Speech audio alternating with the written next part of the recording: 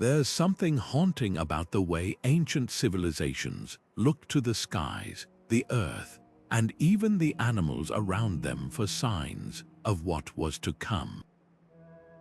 Picture this: a comet blazing across the night, its tail slicing through the darkness like a celestial warning. To us, it might be a breathtaking spectacle, but to our ancestors, it was a dire omen, a portent of death, disaster, or divine wrath.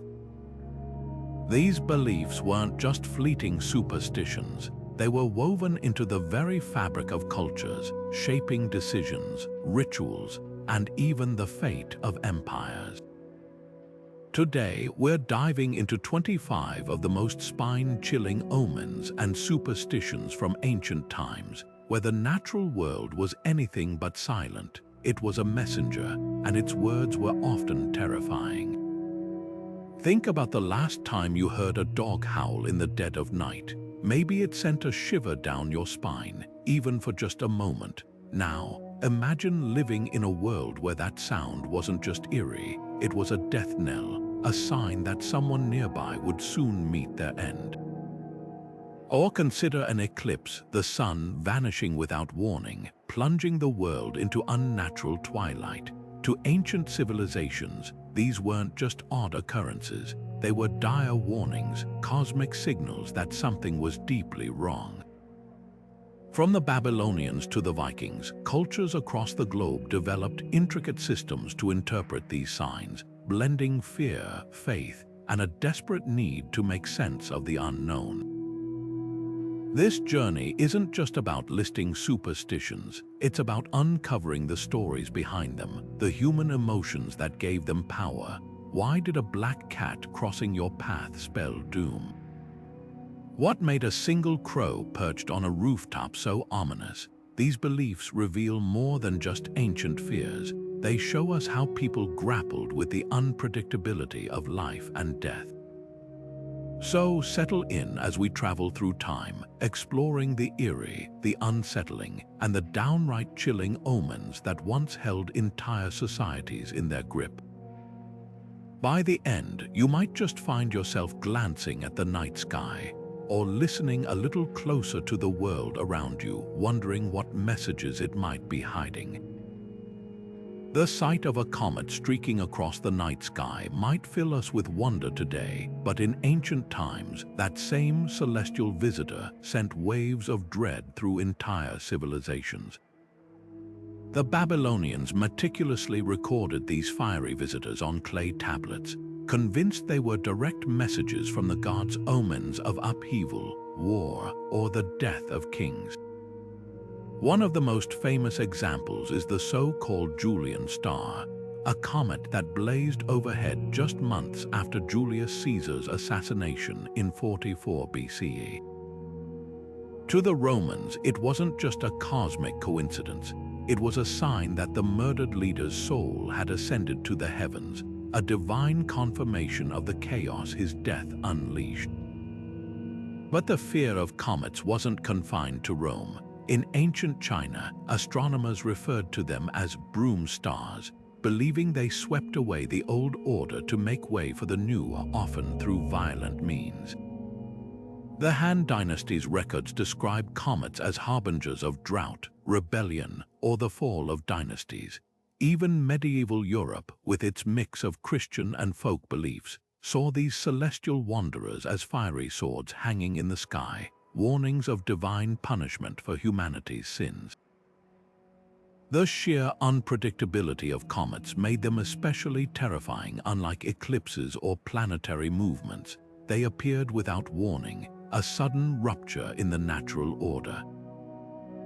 What's fascinating is how these beliefs weren't just superstition, they shaped history. When Halley's Comet appeared in 1066, it was seen as a sign of William the Conqueror's impending victory in England.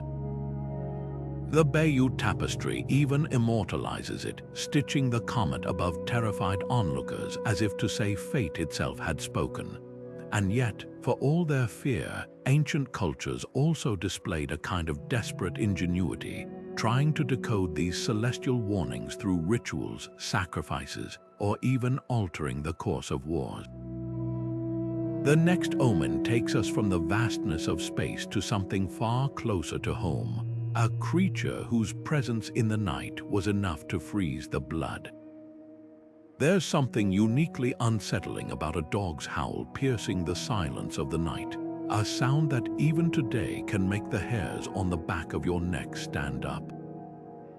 But in ancient Greece and Rome, that mournful cry wasn't just eerie, it was a death sentence. The Greeks believed the goddess Hecate, ruler of crossroads, ghosts, and dark magic, roamed the earth with a pack of spectral hounds, their howls marking her passage and signaling that someone nearby would soon meet their end. For the Romans, a dog howling at night wasn't just bad luck. It was a direct warning from the gods, often interpreted as a prophecy of disaster or the death of a family member.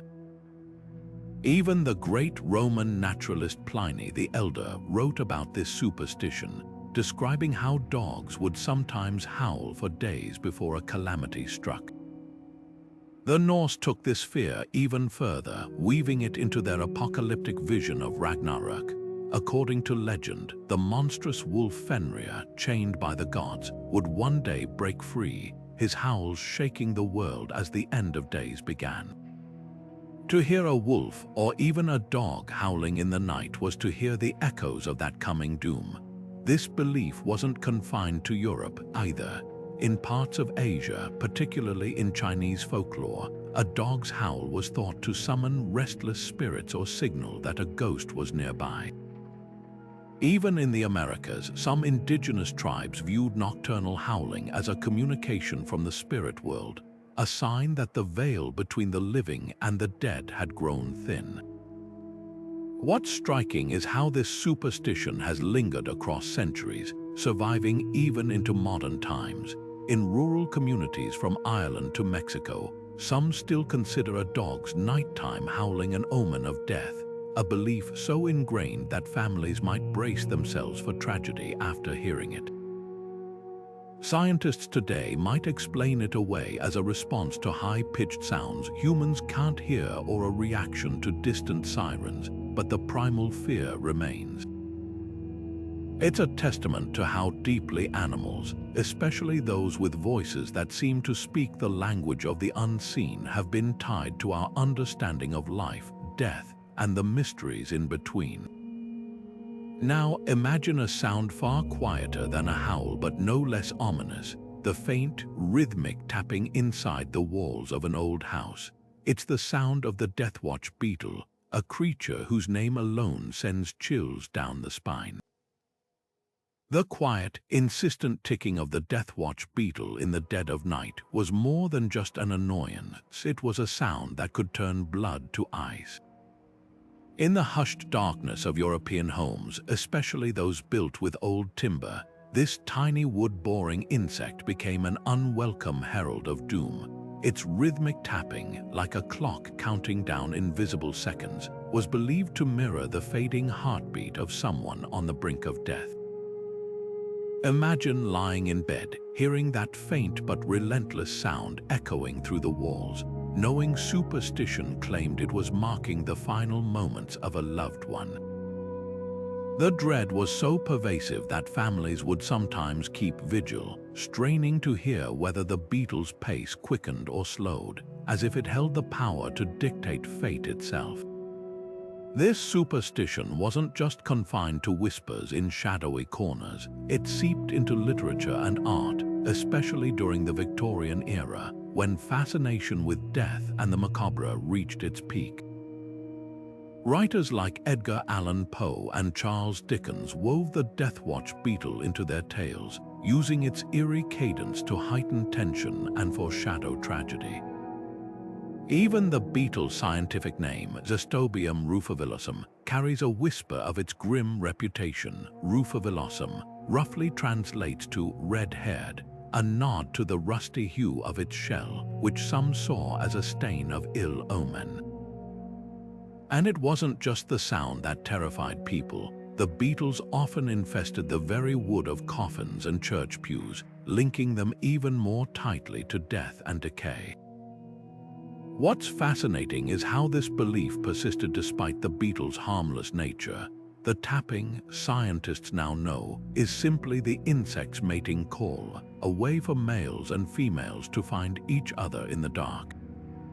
But in a world where illness and mortality were constant companions, the line between natural phenomena and supernatural warning was razor thin. The Deathwatch beetle's legend endured because it tapped into a universal fear, the inability to control when or how death would come. And just as this omen faded into the background of modern life, another creature took its place in the annals of doom, a bird whose very shadow was enough to stir panic. No bird has been more maligned as a harbinger of misfortune than the crow. Its glossy black feathers and piercing eyes made it a symbol of the unknown, a creature that seemed to straddle the line between our world and the next. In ancient Rome, seeing a crow on the left side of the road was considered a dire warning, while in Celtic lore, these birds were thought to carry messages between the living and the dead. But perhaps no culture feared the crow more than the Norse, who believed Odin's two ravens, Hugin and Munin, thought and memory flew across the world each day, gathering knowledge of impending deaths to report back to the god of war and wisdom. The crow's reputation wasn't just built on myth, it was reinforced by behavior that seemed almost deliberately ominous. Their attraction to battlefields where they would feed on the fallen earned them a grim association with war and mortality. Even their vocalizations, those harsh, rattling calls, were interpreted as laughter at human suffering. In medieval England, a crow landing on a rooftop was enough to send a household into mourning preparations, convinced it signaled an imminent death within the family. And yet, not all cultures viewed crows as malevolent. Some Native American tribes revered them as tricksters and shape-shifters, beings of cunning and transformation rather than pure doom. This duality makes the crow one of the most complex omens in history, a creature as much a symbol of intelligence and adaptability as it is of death. Today, we might dismiss these fears as superstition, but the unease lingers. There's still something unsettling about a crow's stare, as if it knows secrets we don't, and perhaps that's the heart of these omens, not just fear of death, but fear of the unknown forces that seem to whisper its approach in ways we can't fully understand. The mournful cry of an owl cutting through the night air carried more weight than just the call of a nocturnal bird. It was a sound that could freeze entire villages in dread. For the ancient Romans, hearing an owl's hoot near a home meant one thing: death was coming. The naturalist Pliny the Elder wrote that owls were creatures of ill omen, and their appearance, especially during daylight, signaled disaster. This belief was so ingrained that after the owl's infamous appearance before Julius Caesar's assassination, it became a symbol of political upheaval and personal doom. Even the great orator Cicero referenced the owl's ominous reputation, proving how deeply this superstition had seeped into Roman consciousness. But the owl's reputation wasn't universally grim. Among the Apache and other Native American tribes, the owl was seen as a messenger from the spirit world, its calls carrying warnings or guidance from ancestors. Some tribes believed the owl could see what humans couldn't: hidden truths, impending danger, or even the presence of lost souls.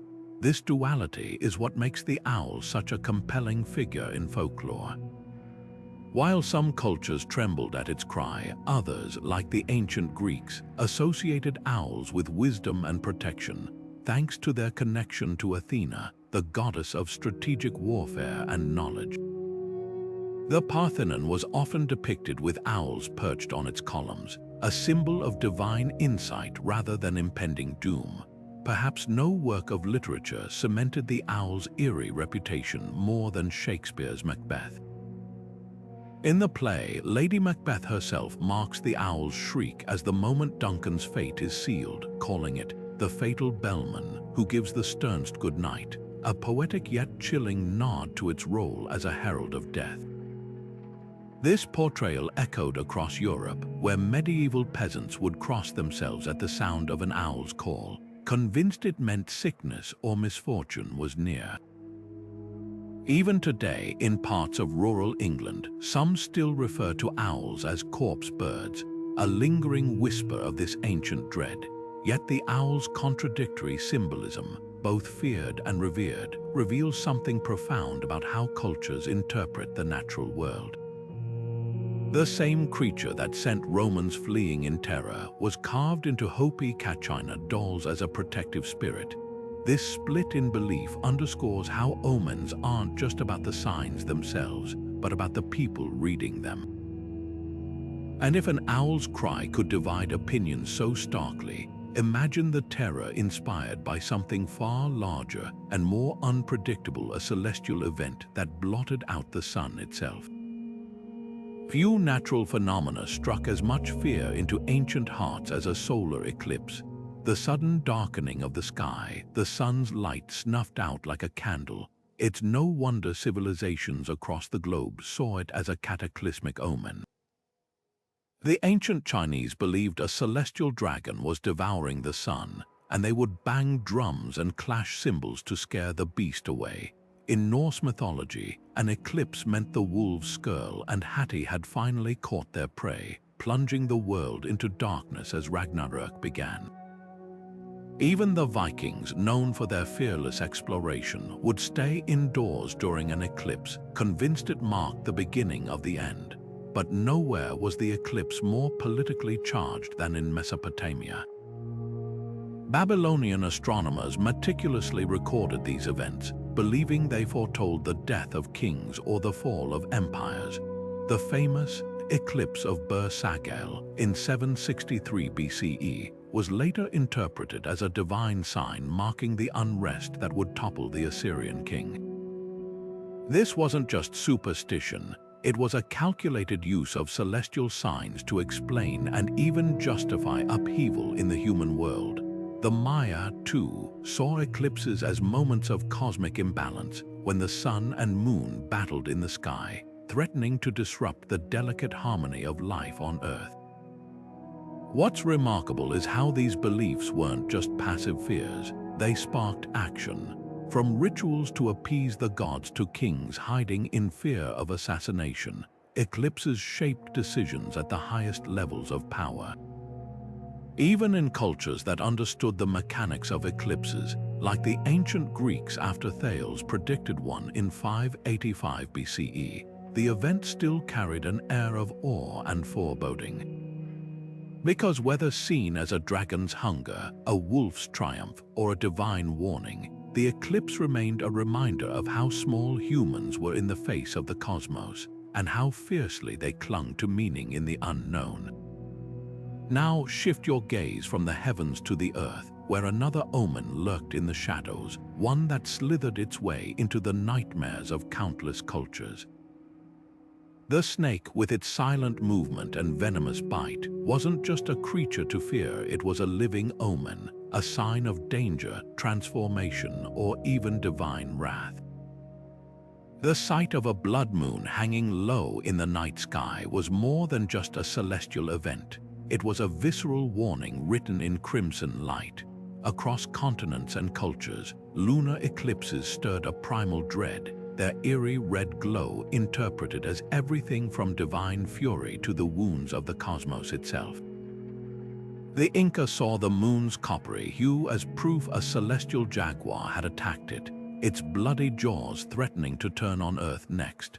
Villagers would rush outside, shaking spears and shouting to drive the beast away, while pregnant women hid indoors, fearing the jaguar might steal their unborn children. In Mesopotamia, astronomers recorded these events on clay tablets, convinced the moon's disappearance signaled unrest among the gods, a celestial battle between light and darkness that often foretold wars or plagues on Earth. Chinese legends wove even more elaborate tales, describing a dragon that hunted the moon across the sky. During an eclipse, people would bang pots, blow horns, and even shoot arrows upward to startle the creature into releasing its prey. This practice persisted for centuries. As late as the 19th century, naval ships in China fired cannons during eclipses to aid the moon in its struggle. The Maya, with their precise astronomical knowledge, still viewed eclipses as dangerous omens. Their codices depict the moon goddess Ixchel weeping blood during these events, a sign of imbalance that required rituals to appease the gods. Even in medieval Europe, where scholars like Bede understood eclipses' mechanics, the blood moon was feared as a portent of famine or royal deaths, a belief Shakespeare immortalized when he wrote, "When the moon is eclipsed, it portends the fall of kings." What's fascinating is how these superstitions linger in modern times. In parts of India, pregnant women avoid knives during eclipses, fearing their babies will be born with cleft lips. Some cultures still cover food or refrain from eating altogether, believing the moon's poisoned light could taint meals. Astronomers might explain the red hue as sunlight filtering through Earth's atmosphere, but the emotional weight remains. There's something undeniably unsettling about watching the familiar silver disk darken and blush, as if the sky itself is wounded. This universal reaction speaks to a deeper truth. Eclipses forced ancient societies to confront the fragility of their world, where even the most constant celestial bodies could suddenly falter. Yet for all its terror, the blood moon also reveals humanity's resilience. From drumbeats to cannon fire, people fought back against the darkness, not with weapons that could harm a dragon or jaguar, but with noise, light, and ritual. These acts were more than superstition. They were declarations of defiance, ways to assert control when the universe seemed most unpredictable. And if the moon's transformation could inspire such fervor, imagine the fear sparked by something far more intimate. An omen that didn't just appear in the sky, but crept into the very walls of your home. Few sounds are as innocuous or as unnerving as the soft, persistent ticking of a beetle in the night. But when that beetle was the death watch, its rhythm became a countdown to tragedy. European folklore painted this tiny insect as a timekeeper of doom, its tapping mimicking the slowing pulse of a dying person. Families would lie awake, straining to hear whether the beats grew faster or slower, as if the beetle's cadence held the power to dictate fate. The Victorians, with their morbid fascination, immortalized the death watch in literature. Dickens described it in The Old Curiosity Shop as a kind of hushed beetle that ticked at night, while Poe's characters often heard its ticking moments before disaster struck. Even the beetle's habitat fed the myth infesting church pews and coffins. It became a literal whisperer from the grave. Scientists now know the sound is just the beetle's mating call, but the superstition endured because it tapped into a universal fear, the helplessness of watching time slip away. Unlike comets or eclipses, this omen wasn't distant or rare. It lurked in the walls of ordinary homes, turning everyday sounds into harbingers of loss. And just as the death watch made the abstract tangible, another creature blurred the line between the living and the dead, its presence alone enough to freeze the blood. No bird was more synonymous with doom than the crow. Its glossy black feathers and piercing stare seemed to see beyond our world, making it a messenger between realms. The Norse believed Odin's ravens brought news of impending deaths, while Celtic myths described crows as soul carriers, guiding the departed to the afterlife. Even their behavior fed the legends. Their attraction to battlefields where they feasted on the fallen earned them names like corpse birds in medieval England. A single crow landing on a rooftop could send a household into mourning, its cause interpreted as laughter at human suffering. Yet crows also symbolize the duality of omens. Some Native American tribes revered them as tricksters, shape-shifters who brought fire to humanity. In Japan, the yatagarasu, a three-legged crow, is a divine guide, not a menace. This contrast reminds us that omens are mirrors, reflecting not just fear, but our hunger to find meaning in the unknown.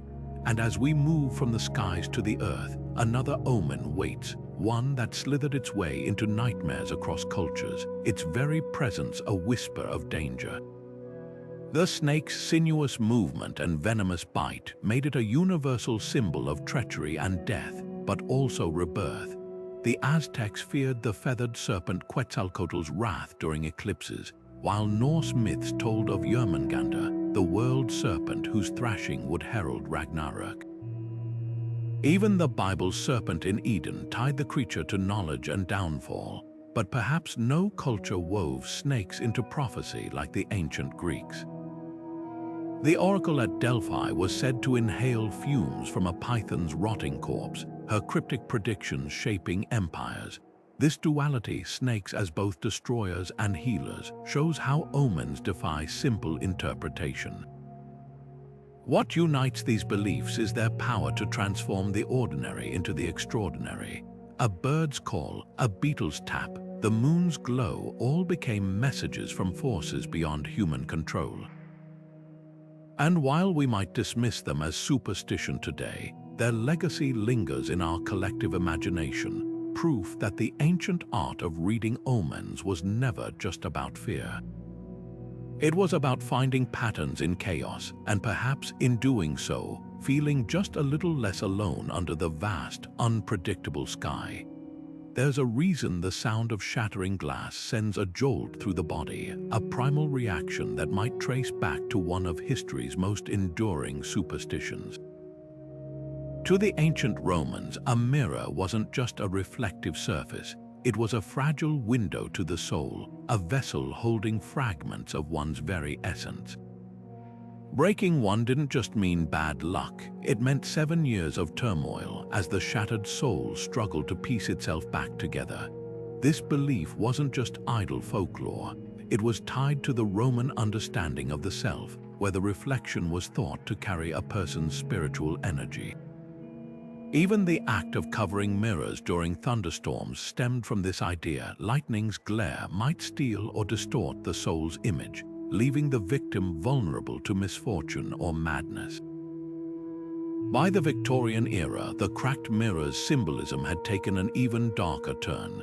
In homes where death had struck, families would drape every mirror in black cloth, a practice born from the fear that the deceased spirit might become trapped in the glass, unable to pass on. Some believed a grieving loved one might even see the dead staring back from an uncovered mirror, their face forever frozen in the moment of passing. This superstition wasn't just about ghosts, it reflected the Victorians' obsession with mortality, their elaborate mourning rituals a way to control the uncontrollable. The fragility of glass became a metaphor for life itself. One wrong move, and everything could shatter without warning. What's fascinating is how this omen transcended time and geography. In modern-day Greece, some still avoid placing mirrors opposite beds, fearing the soul might wander too far during sleep. Chinese folklore warns against breaking mirrors during the Lunar New Year, as it could invite 12 months of strife. Even the phrase 7 years of bad luck persists in pop culture, whispered after an accidental slip in movies or songs. The mirror's power lies in its duality. It's both ordinary and mystical, a household object that somehow bridges the mundane and the supernatural. And yet, for all its dread, the cracked mirror also hints at something hopeful, the human desire to find meaning in chaos. If misfortune could be explained by a broken reflection, then perhaps it could also be avoided, or at least prepared for. This tension between fear and control is what makes superstitions stick, embedding themselves so deeply that even now, centuries later, we might hesitate before picking up the pieces of a shattered mirror. From reflections to weavers, our next omen crawls into view on 8 delicate legs. The spider, often dismissed as a household nuisance, has spun its way into folklore as a creature of fate, its presence either a blessing or a curse depending on where and when it appears. The sight of a spider descending on a silken thread could freeze the blood of an English villager in the Middle Ages, not just because of its sudden appearance, but because folklore insisted it was a death sentence. This belief, recorded as far back as the 1400s, held that if a spider lowered itself directly onto a person, their days were numbered. Some versions of the superstition claimed the victim would die by nightfall, while others gave them a year to live. But the spider's reputation wasn't universally grim. In Norse mythology, the three Norns Verdandi, and Skuld were said to weave the threads of fate at the base of Yggdrasil, the world tree. Their work mirrored the spider's delicate craftsmanship, linking the creature to destiny itself rather than just doom. This duality is what makes the spider such a fascinating omen. In ancient Rome, spotting a spider in the morning meant good fortune, while seeing one at night spelled trouble. The Japanese considered spiders, especially the Joragumo, or binding bride, as protectors of households, as long as they weren't harmed.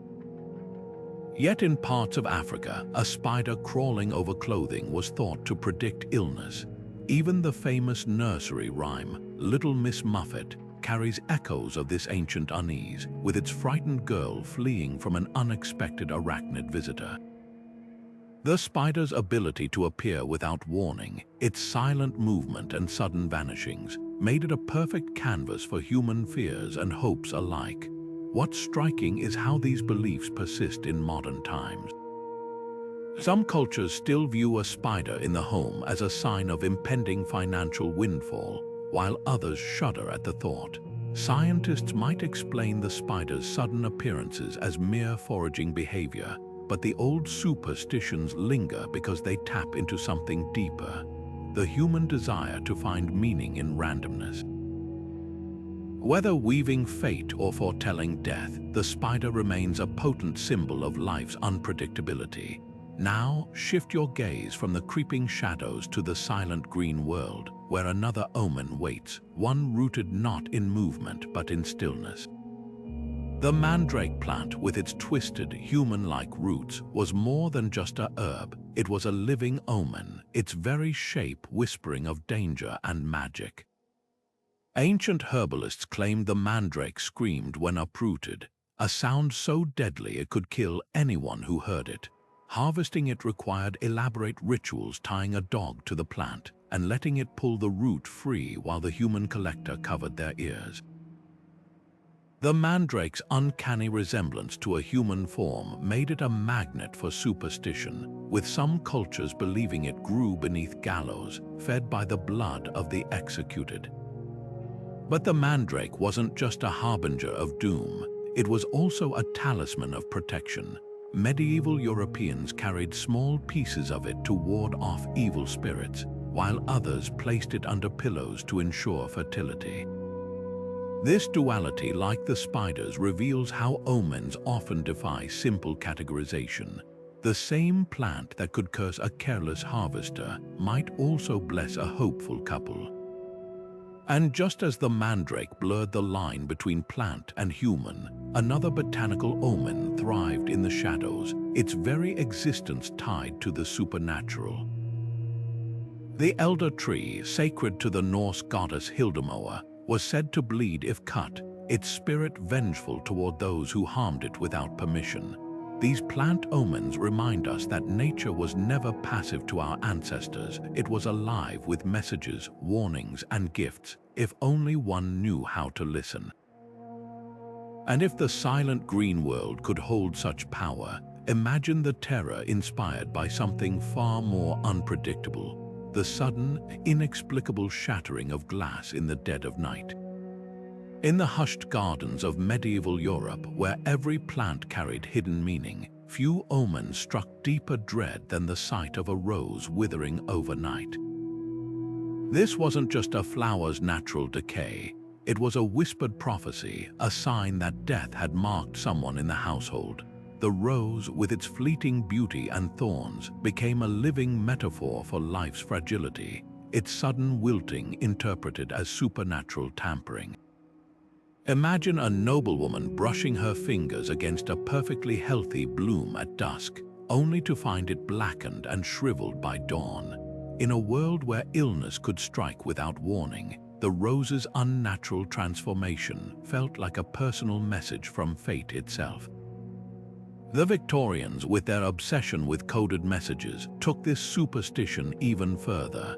Their intricate language of flowers assigned specific meanings to every petal and hue. A red rose might symbolize passion, but a white one, especially if it drooped prematurely, could signal impending loss. Even the direction in which a rose's petals fell held significance. If they scattered toward the east, it was said the household would soon host a funeral. This belief wasn't confined to Europe. In some Slavic traditions, a rose blooming out of season, particularly in winter, was an omen so dire that families would uproot the entire plant and burn it, hoping to sever the connection between the flower's fate and their own. What's haunting is how these superstitions reflected a deeper truth about human psychology. The rose, celebrated for its perfection, became a mirror for society's anxieties. Its thorns reminded people that beauty and danger were intertwined, while its short lifespan echoed their own mortality. Even Shakespeare wove this symbolism into his plays. Ophelia's mad scene in Hamlet, where she hands out flowers, is steeped in floral omens, with the rose's absence hinting at the loss of innocence and life. By attributing meaning to the rose's behavior, people could transform random misfortune into something intentional, something they might, however futilely, try to ward off. Yet for all its dark associations, the withered rose also reveals humanity's poetic relationship with nature. It wasn't just fear that gave the flower its power. It was the recognition that even the most delicate petals could carry the weight of prophecy. And if a single bloom could hold such sway over the human heart, imagine the terror inspired by a creature that seemed to defy nature's laws entirely, a being neither fully animal nor plant, but something unsettlingly in between. Few creatures blurred the line between the natural and the supernatural as dramatically as the mandrake. With its gnarled, human-like roots and lethal reputation, this plant wasn't just an omen, it was a living nightmare. Ancient herbalists claimed it screamed when uprooted, a sound so piercing it could kill anyone who heard it. Harvesting it required macabre rituals, tying a dog to the plant and letting it pull the root free while the collector covered their ears, sacrificing the animal to avoid sharing its fate.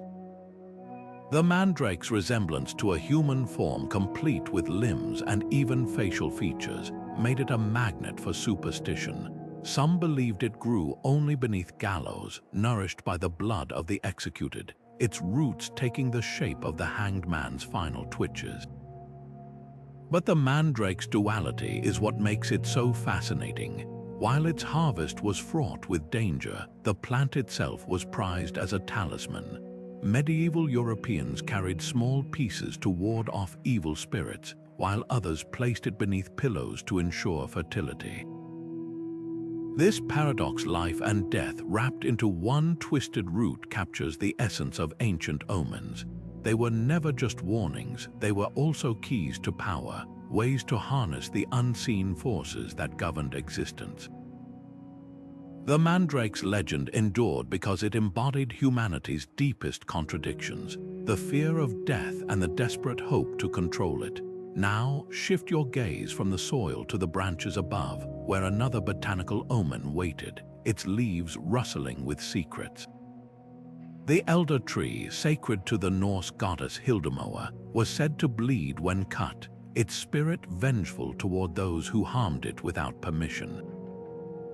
To fell an elder without offering a prayer or libation was to invite catastrophe, a belief so widespread that even today, some gardeners hesitate to prune its branches without ceremony. The tree's association with protection and peril made it a living paradox, much like the mandrake or the rose. Its blossoms could heal, but its wood, if mishandled, might summon misfortune.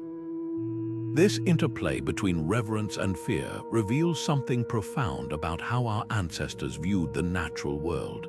Every plant, every creature was a potential messenger, a sign to be interpreted, a warning to be heeded. And as we move from the silent green world to the animal kingdom, another omen slithers into view, its very presence a testament to humanity's enduring fascination with the creatures that defy easy categorization. Few animals have been as universally feared or as richly mythologized as the snake, a being that carried the weight of prophecy in every flick of its tongue. Few creatures have walked the line between reverence and fear as precariously as the black cat. In ancient Egypt, these sleek, shadowy felines were sacred to the goddess Bastet, protectors of homes and bringers of good fortune. Pharaohs kept them as cherished companions, and harming one was punishable by death. But by the Middle Ages, that same Inkai fur became a mark of suspicion across Europe. The Church's growing fear of witchcraft transformed the black cat into something far more sinister, a demon in disguise, a witch's familiar, or even the devil himself prowling in feline form. Imagine a peasant in 1400s England stepping outside at night only to see those glowing eyes staring back from the darkness. In that moment, the cat wasn't just an animal. It was a living omen, a breath of the supernatural world made flesh. Sailors took this dread to sea with them. A black cat crossing your path on land was bad enough, but one that boarded a ship uninvited, that was a death sentence for the voyage. Some crews believed the cat was a storm spirit in disguise, its presence guaranteeing rough waters ahead. Others swore it carried the souls of drowned sailors, returning to claim new victims. Yet paradoxically, many maritime traditions also held that owning a black cat brought good luck so long as it stayed on the ship it belonged to. This contradiction reveals how superstition often twists logic. The same creature could be both protector and harbinger, depending on circumstance. Scottish folklore wove an even darker thread into the black cat's tale. There, a strange cat, especially a black one, entering a home unannounced, was said to predict a death in the family within the year. The Highland clans took this so seriously that some would politely invite the cat to leave, offering it milk or bread to avoid provoking its curse. Meanwhile, in Japan, black cats became symbols of prosperity, particularly for single women seeking suitors. Even today, manky Nico figurines with raised paws, often black, adorn shops and homes as beckoners of good fortune. What's fascinating is how these beliefs persist in modern times. In parts of the American South, some still believe a black cat crossing your path means bad luck unless you quickly draw an X in the air. Italian folklore claims hearing a black cat sneeze brings financial windfalls, while German tradition says one crossing left to right is auspicious, but right to left is dire. The cat's enduring mystique speaks to humanity's need to project meaning onto the unknown. Its silent footsteps, unreadable eyes, and uncanny ability to appear and vanish made it the perfect canvas for our deepest fears and hopes. Now consider another unexpected visitor, one that doesn't slink through shadows but arrives with a flurry of wings. A bird flying into your home wasn't just an inconvenience to our ancestors. It was a message from the beyond, and its meaning depended entirely on the messenger. There's something profoundly unsettling about a knock with no knocker, a sound that echoes through the quiet of a home, sharp and deliberate, yet with no visible source. In Celtic folklore, these unexplained raps were known as the death knock, a harbinger so feared that families would brace themselves for tragedy upon hearing it. The belief wasn't just superstition. It was rooted in the idea that spirits, barred from crossing into the living world fully, could still announce their presence through sound.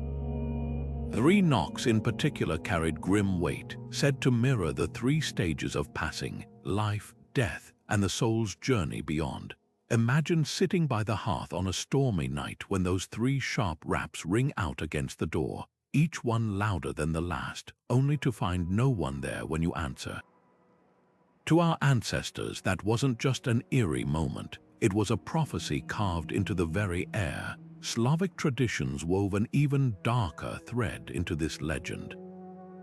There, the knocks weren't just warnings, they were invitations. Some believed the sound was a restless spirit, often a recently deceased loved one, seeking to draw the living into their realm. Families would refuse to acknowledge the knocks aloud, fearing that even a whispered "who's there" might grant the spirit permission to enter. This superstition bled into daily life. Many villages had tales of neighbors who'd answered the phantom raps only to sicken and die within days. The boundary between worlds wasn't just thin, it was porous, and every unexplained noise was a reminder that the dead might be closer than anyone wished. What's chilling is how this omen transcends time. The 3 knocks trope appears in everything from Shakespeare's Macbeth, where the porter's drunken ramblings about Hell Gate knocks mirror the superstition, to modern horror films like The Conjuring, where the motif signals demonic presence. Even today, in remote parts of Ireland and Poland, some still pause at the sound of unexpected knocking, hesitating before answering, not out of caution for strangers, but from the old, ingrained fear that the visitor might not be of this world. Yet the knocks also reveal a deeper human truth, our need to assign meaning to the unknown. A creaking floorboard becomes a footstep, wind rattling a window transforms into whispered words. In a world without scientific explanations, these sounds were messages waiting to be decoded, and the most terrifying interpretation was often the one that stuck. And if a knock could herald death, imagine the dread inspired by something far grander and more inexplicable, a celestial event so vast it could blot out the sun itself. Now shift your gaze upward where another omen waited, written not in sound but in light. The stars, those fixed points in the night sky, were rarely seen as static to ancient cultures. When a new star flared to life, a phenomenon we now call a supernova, it wasn't just an astronomical event. It was a cosmic shout, a disruption in the order of the heavens that demanded interpretation. The sudden appearance of such a star in 1054 CE was recorded by Chinese astronomers as a guest star, its brilliance visible even in daylight for weeks. To the imperial court, this was no mere spectacle. It was an omen of upheaval, a sign that the emperor's mandate from heaven might be in jeopardy. The star's eventual fading brought no relief. Its very presence had already rewritten fate. Half a world away, the Anasazi people of North America likely witnessed the same event. Their rock art from the period shows a star beside a crescent moon, a configuration modern astronomers have matched to the supernova's position near the moon in the sky. To the Anasazi, this sudden brilliance might have signaled the birth or death of a god, a shift in the balance of power between Earth and sky. Even the Crab Nebula, the remnant of that explosion, feels like a ghostly echo of the dread it once inspired. This universal reaction, fear, awe, desperate attempts to decipher, shows how deeply cultures tied celestial events to earthly destiny. A star's death in the cosmos became a mirror for human mortality, its fleeting brilliance a reminder that even the heavens were not eternal. And as we turn from the stars to the earth, another omen slithers into view, one that didn't just hint at danger but embodied it. The serpent, whose very shape seemed to whisper of secrets and betrayal. The flash of a falling star streaking across the night sky might inspire wishes today, but to the ancient Greeks, that fleeting light carried a far heavier meaning. They called them astroplegia, literally star axes, believing each streak was a soul plummeting from the heavens, cast down by the gods for some unseen transgression. The Romans shared this dread, interpreting meteors as divine displeasure made visible, a celestial warning that could herald everything from plague to the fall of emperors. Even the philosopher Seneca wrestled with their meaning, writing that these fires which suddenly vanish in the sky were signs no wise ruler could afford to ignore. Yet not all cultures saw falling stars as omens of wrath. Among the Lakota Sioux, the sudden blaze of a meteor represented the spirits of fallen warriors racing across the sky, their courage immortalized in light. The Cherokee told of a star that streaked earthward to deliver sacred knowledge, embedding itself in the land as a crystal to guide future generations. This duality, hope and doom, written in the same fiery script, reveals how deeply human interpretation shaped these celestial events. A meteor's brilliance lasted mere seconds, but its symbolism could echo for centuries, its meaning as fluid as the cultures observing it. What's haunting is how these superstitions endured well beyond antiquity. Medieval European farmers swore crops would fail if planted after a meteor shower, while sailors took them as warnings to postpone voyages.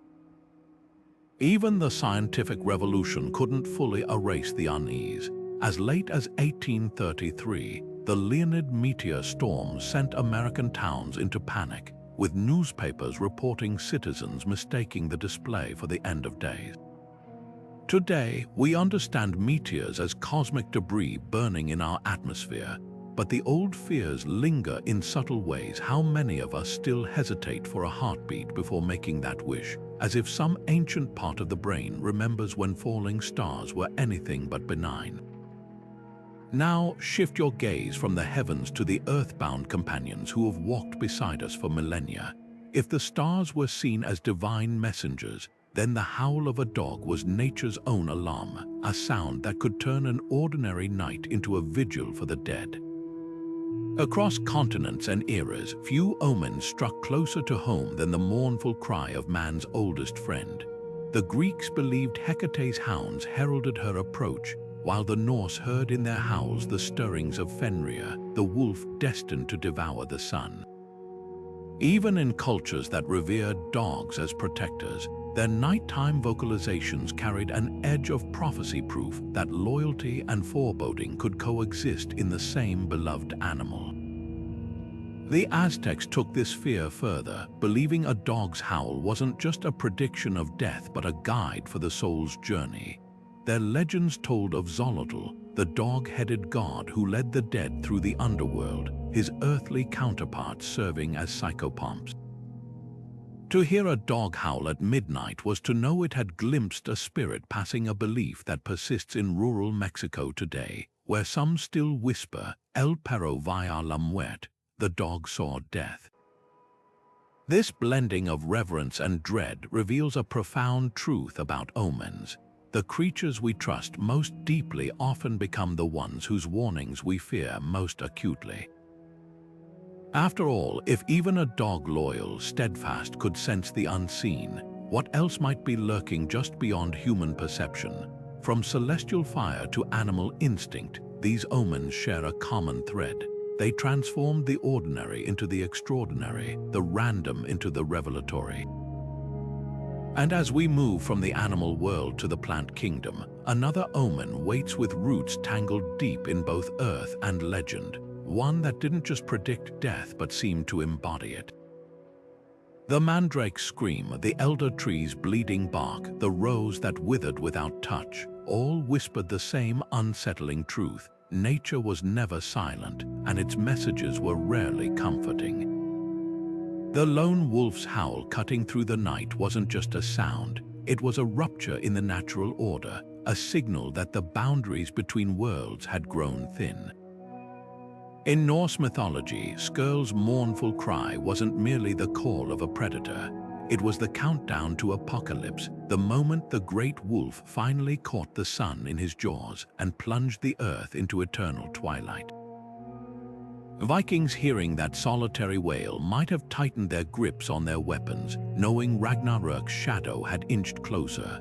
But halfway across the world, Mongolian herders interpreted the same sound through a different lens, not as an omen of cosmic destruction, but as a whisper from the spirit world. To them, a lone wolf's howl carried the voices of ancestors, a warning that the living tread too close to the realm of the dead. This duality, the wolf as both destroyer and messenger, reveals how geography shaped superstition. In Europe's dense forests, the wolf's isolation made it a symbol of unchecked chaos, a creature outside human control. But on the open steppes, where nomadic cultures lived in delicate balance with nature, the wolf's cry was respected as part of life's rhythm, however ominous. The Algonquin tribes of North America took this further, believing a wolf howling near a village was delivering a message from the Great Spirit, often about approaching storms or migrating game. Yet, even in cultures that revered wolves, hearing one howl without an answering chorus sent shivers down spines, a reminder that some truths are too terrible to be shared. What's striking is how this omen transcended its origins. Medieval Europe, despite having decimated wolf populations, still trembled at folktales of werewolves whose howls cursed listeners with lycanthropy. In Japan, the Okuri Okami, sending wolf, was said to follow travelers at night, its howls either protecting them from other dangers or marking them as prey. The wolf's voice became a Rorschach test for human fear, its meaning changed by the listener, but its power undeniable. Modern wildlife recordings might prove the howl is just communication between pack members, but stand alone in the woods when that sound splits the silence and logic won't stop your pulse from racing. Now shift your gaze from the wilderness to the heart of the home, where an ordinary object hides a chilling secret. Few omens blend the mundane and the supernatural as starkly as the image of a rocking chair moving on its own. In American folklore, an empty rocking chair in motion wasn't just eerie, it was an invitation, a sign that death had entered the room and taken a seat. This belief found its way into Appalachian ghost stories, where families would stop clocks and cover mirrors at a deathbed, only to freeze in terror if the rocking chair began to creak without a living soul near it. The chair's rhythmic motion mirrored the pendulum of fate, its back and forth a physical echo of the boundary between this world and the next. The Victorians took this superstition to morbid extremes. Post-mortem photography often featured grieving parents posing with deceased children in rocking chairs, the furniture symbolizing both comfort and the unbearable absence of movement. Some households would deliberately turn rocking chairs to face the wall after a death, preventing spirits from sitting with the living. What makes this omen so unsettling is its intimacy. Unlike comets or howling wolves, this was a threat that manifested in the safest of spaces, transforming a symbol of domestic warmth into a harbinger of loss. Today, we might dismiss a creaking chair as a draft or uneven flooring, but the old fear lingers in our stories, our horror films, and that instinctive pause when furniture moves in an empty room. From the vastness of the wild to the quiet of the parlor, omens remind us that danger and meaning can hide anywhere, even in the most familiar places.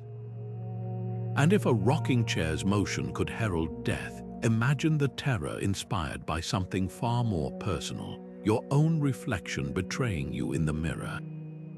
There's something profoundly unsettling about a clock's sudden silence, the way its steady heartbeat of ticks and tocks can cease without warning, leaving only hollow stillness behind.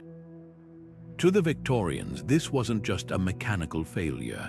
It was a cosmic pause, a sign that time itself had shuddered to a halt at the moment of a soul's departure. The belief that clocks stopped at the precise instant of death wove together the era's twin obsessions, the rigid order of industrial progress and the unseen currents of the supernatural. Imagine a family gathered around a deathbed, the air thick with candle smoke and whispered prayers, when the mantelpiece clock's pendulum freezes mid-swing. In that suspended moment, the boundary between science and superstition blurred the machine, that pinnacle of human ingenuity, acknowledging forces beyond human understanding. This superstition wasn't confined to shadowy corners. Even royalty couldn't escape its grip. When England's Prince Albert died in 1861, Queen Victoria famously recorded multiple clocks in their home stopping simultaneously, as if the universe itself mourned her consort's passing. The phenomenon seeped into literature, too. Emily Bronte's Wuthering Heights immortalizes it when Lockwood discovers the stopped clock at Heathcliff's death, its frozen hands mirroring the character's frozen rage. What makes this omen so haunting is its duality. The clock, a symbol of life's relentless march, suddenly becoming a monument to its end. But the stopped clock's power wasn't just about death, it was about control. In an age where railroads and factories demanded precise timekeeping, the clock represented humanity's dominance over chaos. Its unexplained failure struck at the heart of that illusion, a reminder that no gear or spring could outpace fate. Rural communities took this further, believing that restarting a death-stopped clock would invite another tragedy, as if tampering with frozen time might fracture the natural order. Some families left clocks permanently stilled, their silent faces turned to the wall like mourners at a funeral. From the mechanical to the botanical, our next omen roots itself in a flower whose beauty is matched only by its infamy. The belladonna plant, with its glossy black berries and delicate purple blooms, was nature's perfect paradox, a killer disguised as a healer. Ancient herbalists called it the devil's herb, not just for its lethal properties, but for the way it seemed to straddle worlds. In medieval Europe, finding belladonna growing near a home was an omen of witchcraft, its presence hinting at pacts made in moonlit clearings. Yet the same plant was used in sacred rituals, its juice dilating pupils to mimic the wide-eyed gaze of the divine. The belladonna's duality captures the essence of plant omens, their ability to be both poison and prophecy, depending on the hand that harvests them. Italian legends claim the plant sprang from the blood of executed witches, while Slavic folklore warned that sleeping beneath its leaves would invite nightmares of suffocation. Even its name, meaning beautiful woman, nods to its dark allure. Renaissance courtiers used its extracts to brighten their eyes, flirting with death for the sake of beauty. Like the stopped clock, the belladonna forced a reckoning this time not with time's limits, but with nature's uncanny ability to mirror humanity's darkest and most dazzling impulses. Now shift your gaze from the garden's shadows to the flickering glow of a candle's flame, where another omen waits, one that doesn't just predict death, but seems to converse with it. There's something unsettling about a lily blooming where it shouldn't, its waxy petals unfurling in the dim light of a parlor, its heavy scent curling through the air like an uninvited guest. In Victorian England, where flowers spoke a silent language, the sudden appearance of a lily indoors wasn't just a botanical oddity, it was a whisper from the grave. These flowers, often called the shrouds of the dead, were so tightly bound to funerals that their very presence in a home was thought to summon death's attention. Picture a household waking to find a single white lily blooming overnight in a hallway vase. No one remembered placing it there, yet its perfume clung to the air, thick as incense at a vigil. To our ancestors, this wasn't just eerie, it was an omen written in petals, a sign that the veil between worlds had thinned enough for the departed to send a fragrant warning. The lily's duality is what makes it such a haunting symbol.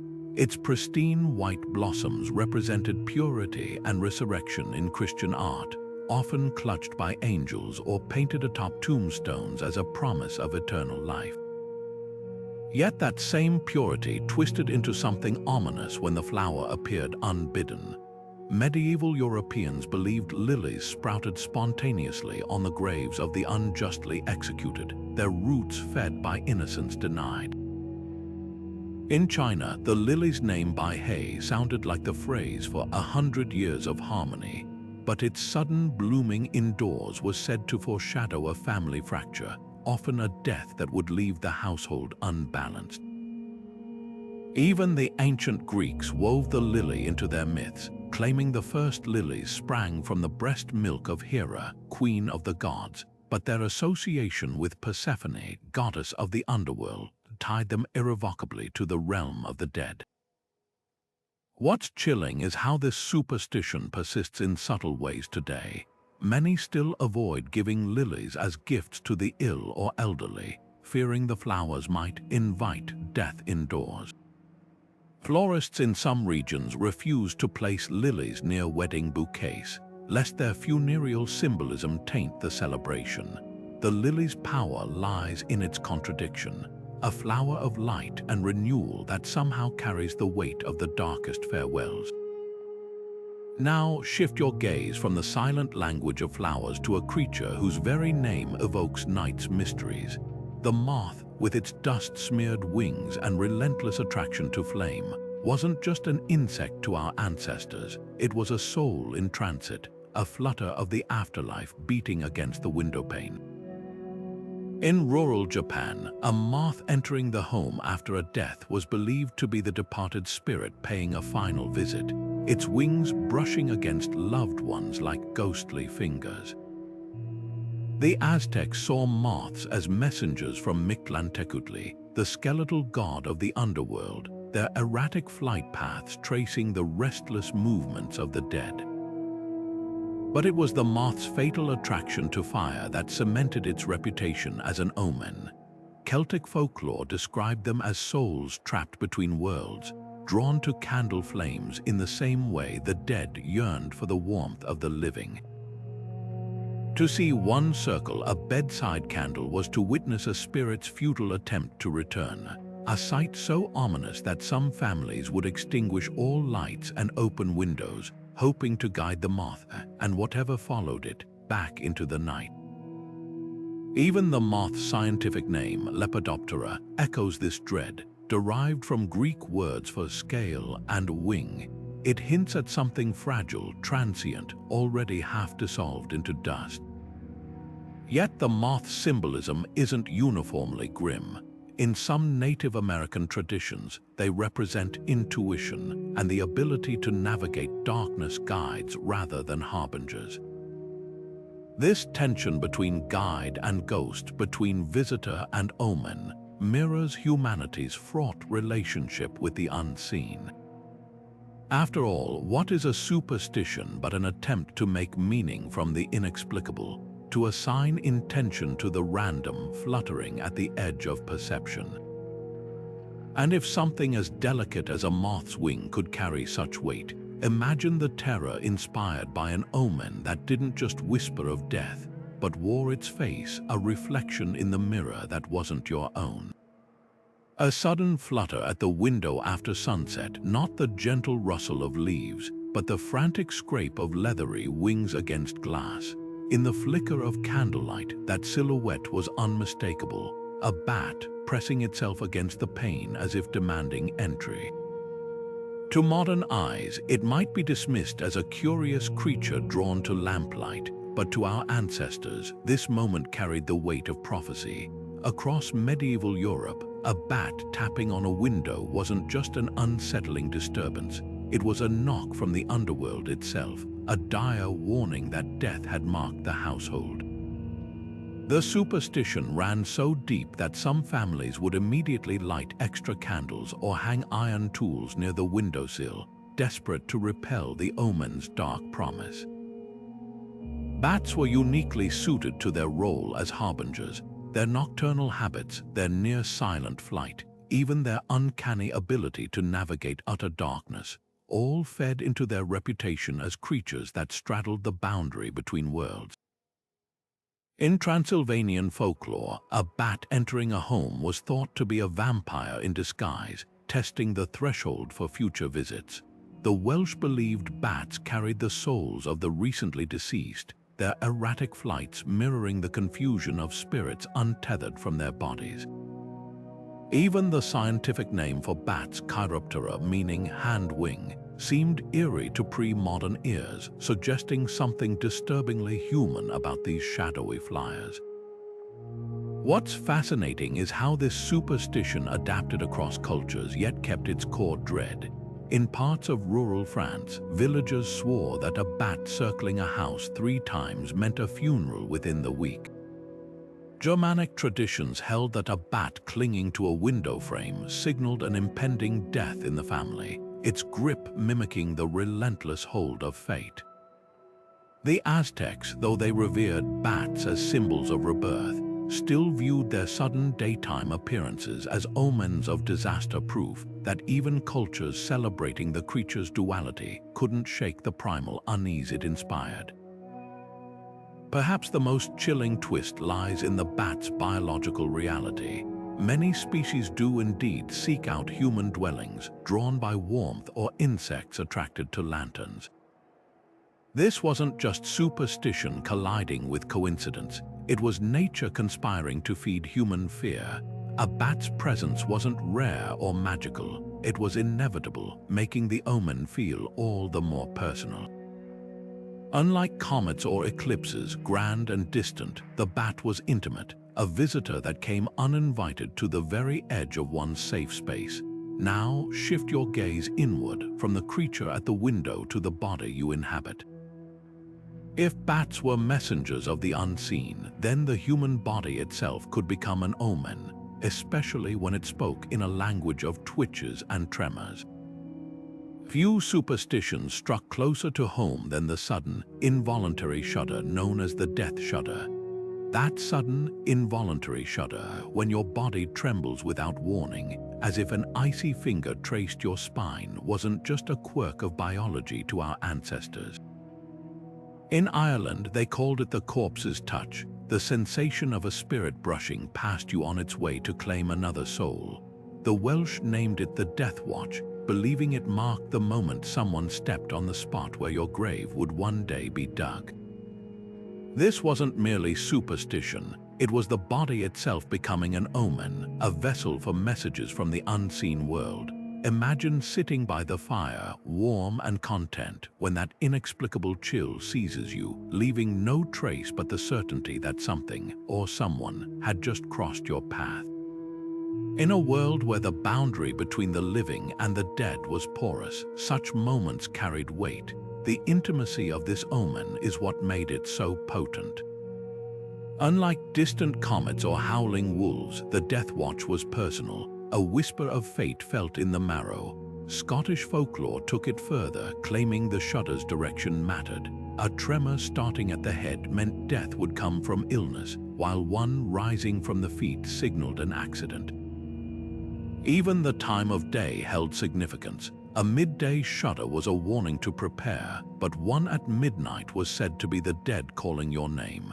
This wasn't fear for fear's sake. It was an attempt to codify the uncanny, to transform a biological flinch into a map of destiny. What's fascinating is how this belief persisted across cultures. In Japan, the sudden mai no ki, body's eerie feeling, was thought to be a premonition of disaster, while in parts of Africa, a similar shudder was interpreted as an ancestor's attempt to communicate. The universality of the experience, nearly everyone has felt that random chill made it a perfect canvas for prophecy. Science might explain it as a neural misfire or a drop in body temperature, but the old fear lingers. Even today, how many of us pause after an unexplained shudder, half expecting the phone to ring with bad news? Now, shift your gaze from the body's whispers to the sky's sudden outbursts. Few omens were as dramatic or as unpredictable as a bolt of lightning striking where no storm raged. In ancient Rome, a clear sky lightning strike was called fulgur, and it wasn't just weather, it was Jupiter's wrath made manifest. Priests would scour the strike site for signs, interpreting charred earth or shattered stone as divine messages. A tree split by lightning wasn't an accident. It was a warning, the gods marking territory they claimed as their own. The Norse saw it differently. Lightning without thunder was Thor's hammer missing its mark, a near miss that hinted at battles raging in realms beyond mortal sight. But lightning's omens weren't always dire. The Slavs believed a strike near a home purified the land, burning away evil spirits. In the Andes, a lightning-struck rock became a huoka, a sacred object imbued with power. This duality, destruction and blessing in the same flash, reveals how our ancestors wrestled with nature's caprice. A force that could ignite forests or illuminate the night sky was bound to inspire awe and terror in equal measure. And just as lightning bridged earth and heaven, another omen slithered between the mundane and the miraculous, one that didn't strike from above, but emerged from below, silent and patient as the grave. The earth itself could become an omen when it cracked without warning. Sinkholes, those sudden collapses in the ground, weren't just geological oddities to ancient cultures, they were portals, mouths opened by the underworld to demand tribute. The Maya feared cenotes, natural sinkholes filled with water, as gateways to Xibalba, the realm of the dead. A new sinkhole appearing overnight was a sign the gods were hungry, often prompting rituals to appease them.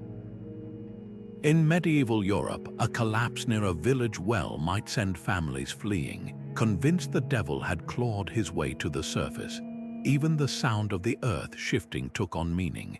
The Maori of New Zealand listened for taniwha, subterranean spirits whose rumblings foretold landslides or eruptions. What unites these omens, the shudder, the lightning, the sinking earth, is their ability to transform the ordinary into the extraordinary. A chill becomes a ghost's touch, a weather event becomes divine speech, a patch of ground becomes a threshold.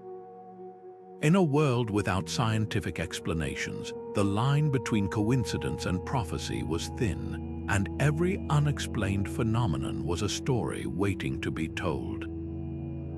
And if the earth itself could speak in cracks and tremors, imagine the terror of an omen that didn't just hint at death but wore its face. The sky darkens without warning, not the gradual dimming of dusk, but an abrupt plunge into gloom as clouds boil up from the horizon.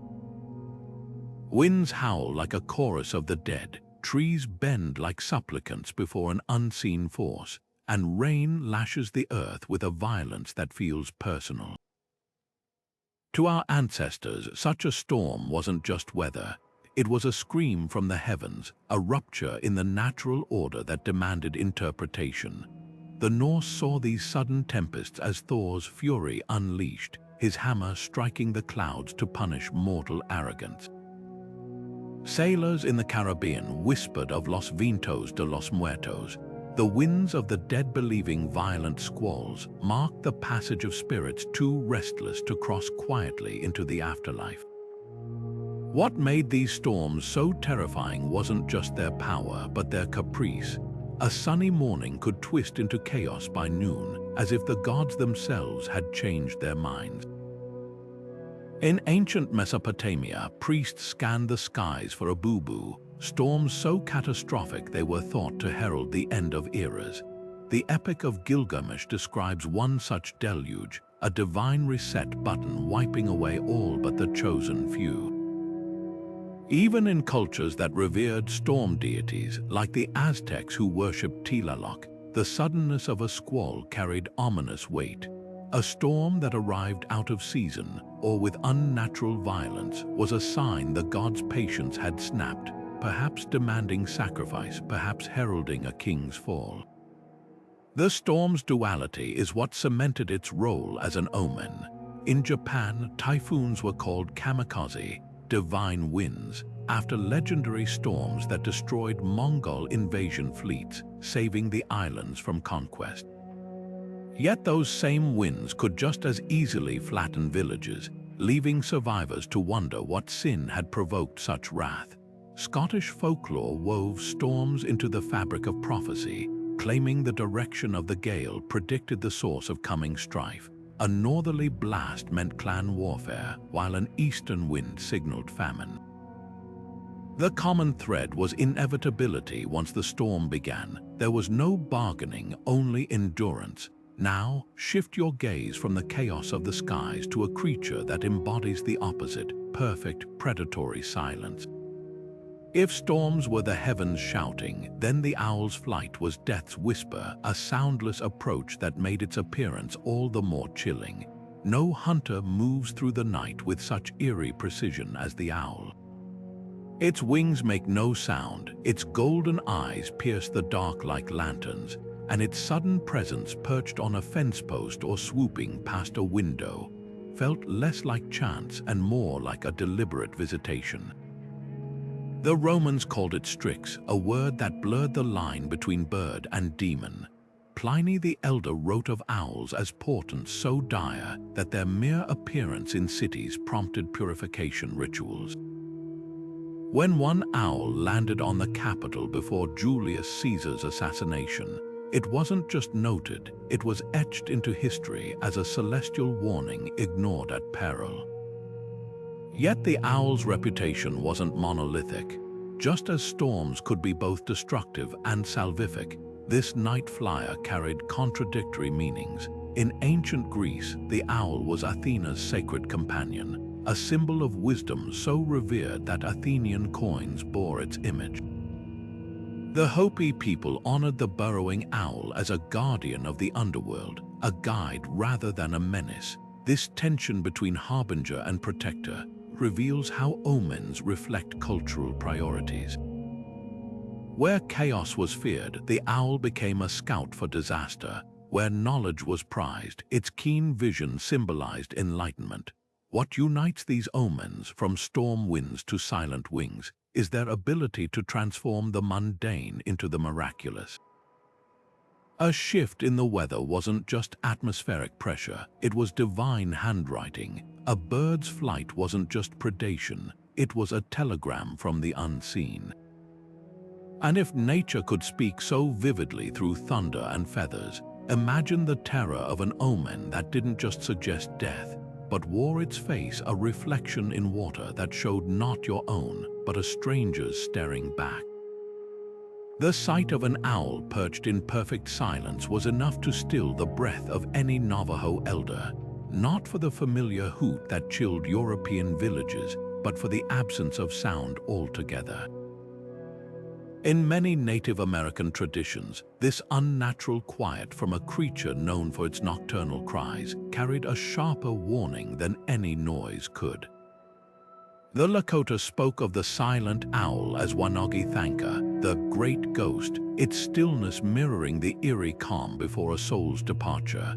Unlike the Romans, who feared the owl's vocalizations as death knells, tribes like the Apache and Zuni interpreted its muteness as something far more sinister. Death had already chosen its mark, and no further announcement was needed. This variation reveals how omens morph across cultures, adapting to the fears and values of those who interpret them. Where a howling dog or shrieking owl might startle communities into action, the silent owl required a different kind of vigilance, a recognition that danger often lurks in what doesn't happen. The Cherokee believed a wordless owl perched near a dwelling was a spirit sent to survey the living, its watchful eyes counting down the hours until a life would be claimed. Some clans would burn sage or scatter tobacco to respectfully urge it away, treating the bird not as a malevolent force but as a reluctant messenger. The silent owl's power lay in its contradiction. By day, owls were symbols of wisdom among tribes like the Hopi, their feathers used in healing rituals. But by night, stripped of its voice, the same bird became a cipher for the unspeakable. This duality mirrors the way omens straddle the line between reverence and terror, a single creature split by context. Even the owl's biology fed the legend. Some species, like the barn owl, hunt in near silence, their wings engineered by evolution to muffle sound. To a people attuned to nature's whispers, such stealth wasn't just impressive, it was ominous. Now shift your gaze from the natural world to the manufactured, an ordinary household object that could transform into an omen with a single, eerie action. Few superstitions blur the line between domestic comfort and supernatural dread as sharply as a rocking chair that moves on its own. In Appalachian folklore, an empty rocking chair in motion wasn't just a trick of the wind, it was an invitation, a sign that death had entered the room and taken a seat. The chair's rhythmic creaking mirrored the pendulum of fate, its back and forth a physical echo of the veil thinning between worlds. Families would sometimes place a Bible or iron nail beneath the chair to anchor it, fearing the unseen occupant might otherwise rock its way into their lives permanently. What makes this omen so unsettling is its intimacy. Unlike distant comets or howling winds, the rocking chair was a fixture of daily life, a symbol of comfort turned chilling. Its movement defied logic, transforming the familiar into the uncanny. And in that tension between hearth and horror lies the enduring power of omens. They force us to question not just the world beyond our doors, but the safety of the very spaces we call home. There's something deeply unsettling about a clock's hand snapping off mid-tick, a mechanical heartbeat suddenly silenced, leaving time itself frozen in place. In Germanic villages, this wasn't just a household mishap. It was a fracture in fate's design, a sign that death had reached into the machinery of life and jammed the gears. The broken clock hand became one of history's most intimate omens because it didn't just predict death, it mirrored it, with the hand's abrupt halt symbolizing a life cut short without warning. Imagine a farmhouse where the family clock, reliable for generations, gives a final shudder before its hour hand clatters to the floor. In that moment, the ordinary transformed into the prophetic, leaving those who witnessed it caught between disbelief and dread. This superstition thrived in an era when clocks were more than timekeepers. They were microcosms of the universe's order, their rhythmic ticks echoing the pulse of creation. Germanic folklore held that every household's clock was invisibly tethered to its occupants' lifelines. A malfunction wasn't merely inconvenient, it was a metaphysical rupture. Some villages even employed clock whisperers, craftsmen believed to divine a timepiece's warnings. A bent hand might signal illness, while a shattered face foretold catastrophe. The broken hand's omen gained such traction that during the Black Death, chroniclers noted survivors smashing clocks preemptively, as if destroying the messenger could stall death's arrival. But the fear wasn't just about interruption, it was about inversion. A clock's hands were meant to move forward, an unbroken march toward progress. Their sudden stillness flipped that narrative, forcing people to confront time's fragility. This anxiety seeped into literature. The Brothers Grimm recorded tales where clocks stopped at the moment of a witch's curse, while Goethe's Faust features a demon pausing a town clock to symbolize stolen time. Even the clock's physical design fed the superstition.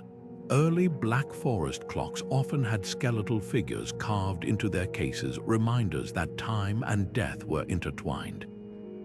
Now shift your gaze from the fractured hands of earthly timepieces to a celestial phenomenon that made even emperors tremble.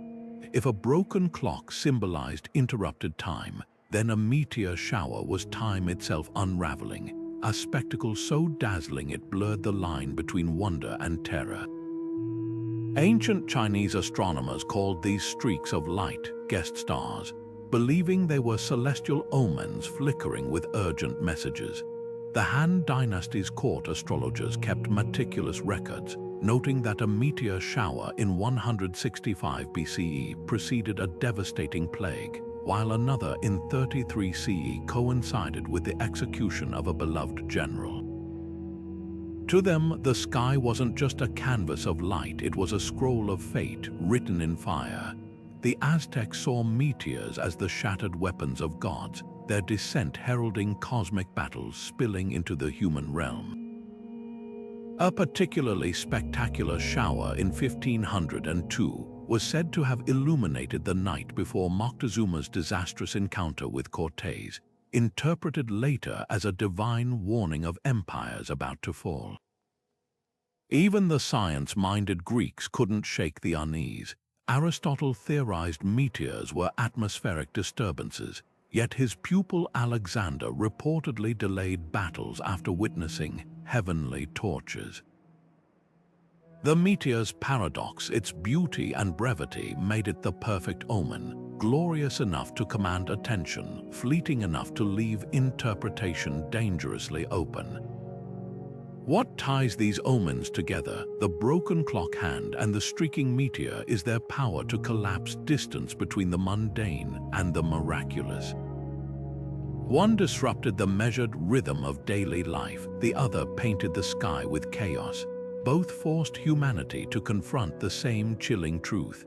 That time, whether counted in ticks or starfalls, was never truly ours to control. And as we turn from the heavens back to earth, another omen awaits, one not written in gears or fire, but in the silent, creeping grasp of roots and vines. A crimson dawn stretching across the horizon might paint the sea in breathtaking hues, but to ancient mariners, that same spectacle clenched their stomachs with dread. The old adage, "red sky at morning, sailors take warning," wasn't just nautical wisdom. It was a survival mantra forged through generations of lost ships and vanished crews. The Phoenicians, masters of the Mediterranean, viewed these blood-streaked sunrises as the gods' way of dyeing the heavens with impending misfortune, a visual echo of storms that would soon churn the waves to fury. But the terror went far beyond bad weather. In coastal villages from Brittany to Bengal, a red morning sky signaled something far worse. It was the universe itself bleeding, a celestial wound that presaged death on a massive scale. The science behind the phenomenon, sunlight scattering through moisture-laden air, would have offered little comfort to those who witnessed its effects. Medieval chronicles describe entire fishing communities abandoning their boats after such sunrises, convinced the day would bring not just rough seas but funerals. The Book of Matthew even codified the omen, with Jesus warning Pharisees that a red morning sky signaled coming adversity. This biblical stamp cemented its place in European folklore, where the shade of red carried specific meaning. A fiery orange hinted at localized tragedy, while a deep scarlet foretold wars or plagues. What's chilling is how this superstition transcended geography. While sailors feared the red sky's maritime consequences, desert tribes like the Bedouins saw it as a sign of bloodshed between clans. Japanese farmers interpreted it as Amaterasu, the sun goddess, veiling herself in grief overcoming mortal suffering. The universality of the dread speaks to something primal in human psychology. We're hardwired to see danger in nature's most vivid displays. Even today, despite meteorological explanations, there's an instinctive pause when the dawn glows a bit too brightly, as if some ancient part of the brain still whispers, "Look, the sky is burning." Now turn your gaze from the heavens to the hedgerows, where another omen moves with silent purpose. The hare, with its lunar associations and uncanny behavior, wasn't just an animal to our ancestors. It was a shapeshifter, a psychopomp, and above all, a harbinger of death when encountered at the wrong time or place. Unlike its cousin the rabbit, the hare's solitary nature and eerie habits like boxing at shadows during full moons made it a creature of mystery. Celtic warriors believed spotting a white hare on the morning of battle meant they wouldn't live to see sunset, while Norse lore claimed the goddess Freyja's chariot was pulled by hares collecting souls too delicate for Valkyries to carry. The hare's deathly reputation peaked during medieval witch trials, where accused women were said to transform into hares to escape persecution.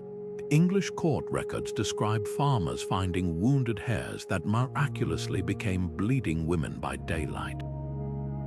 This association with witchcraft cemented the hare's ominous role. Seeing one cross your path at dusk wasn't just bad luck, it was evidence of supernatural forces at work. Yet in some cultures, like certain West African traditions, the hare was a trickster guiding souls to the afterlife rather than stealing them. This duality, bringer of doom and psychopomp, mirrors humanity's conflicted relationship with death itself, terrifying yet inevitable, cruel yet sometimes merciful. Perhaps no hare superstition is as poignant as the Irish and Georia mob, the death hare.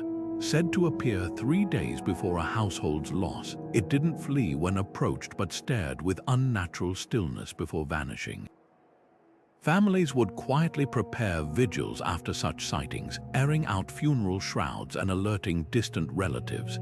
The hare's refusal to behave like prey, its boldness in the face of humans, was what chilled observers most.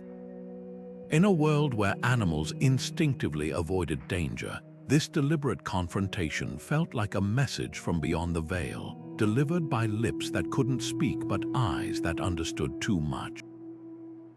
A raven's call slicing through the stillness of dusk wasn't just a bird's cry, it was the sound of fate clearing its throat. In Norse mythology, Odin's twin ravens, Hugin and Munin, soared across the world each dawn, returning to whisper secrets of the coming day into the god's ear. But when that same guttural croak echoed near a Celtic village, it carried no divine wisdom, only a promise. The raven's uncanny intelligence, its jet-black feathers absorbing sunlight like a void, even its habit of gathering where death lingered on battlefields or gallows, all cemented its role as nature's undertaker. The Gaels called it Faichtdub, the Dark Prophet, and believed a raven perched on a rooftop with its beak pointed toward the door meant the household would soon host a funeral. Edgar Allan Poe didn't invent the raven's grim reputation, he distilled centuries of dread into a single, haunting poem. When his tormented narrator hears the raven's nevermore, it's not just a bird's mimicry, it's the voice of grief itself, echoing the universal human fear that loss is inevitable and irreversible. Poe weaponized the raven's folklore, transforming it from a mere omen into an active participant in tragedy. This wasn't unique to Western cultures either. In Tibetan tradition, the raven is a psychopomp, guiding souls through the bardo between lives, while Siberian shamans viewed its flight patterns as maps to the spirit world. The raven's duality, messenger and menace, reveals how omens reflect what we project onto them. Intelligence becomes foresight, adaptability becomes cunning, and a bird's simple presence becomes a verdict. Now, shift your focus from winged harbingers to an omen far more personal one that doesn't come from nature, but from the human body itself. Few superstitions blur the line between the self and the supernatural as starkly as the phenomenon of death whistling, a high-pitched, inexplicable sound heard only by the person destined to die. In Scottish Highlands folklore, this wasn't imagination or tinnitus. It was the Keenig, a banshee-like spirit heard whistling a dirge specifically for the listener. Sailors in the Orkney Islands told of hearing it moments before shipwrecks, a sound described as wind through a corpse's teeth. The terror lay in its intimacy. This wasn't a raven's cry overheard by a village, but a private concert for an audience of one. The Maori of New Zealand shared this belief, though their version, Te Tangi a Te Waitiri, the thunder's lament, linked the sound to ancestral spirits tapping the living on the shoulder as a final warning. Even in Appalachia, isolated communities spoke of the death whistle, an ethereal noise preceding fatal mining accidents or logging mishaps. What unites these global variations is the idea that death doesn't just announce itself, it personalizes its announcement. tailoring the omen to ensure the recipient understands. Whether through a bird's call or a phantom whistle, humanity has always feared not just mortality, but the moment we're forced to acknowledge its approach. And if the body itself could become an omen, what happens when the very earth beneath our feet begins to speak in tongues?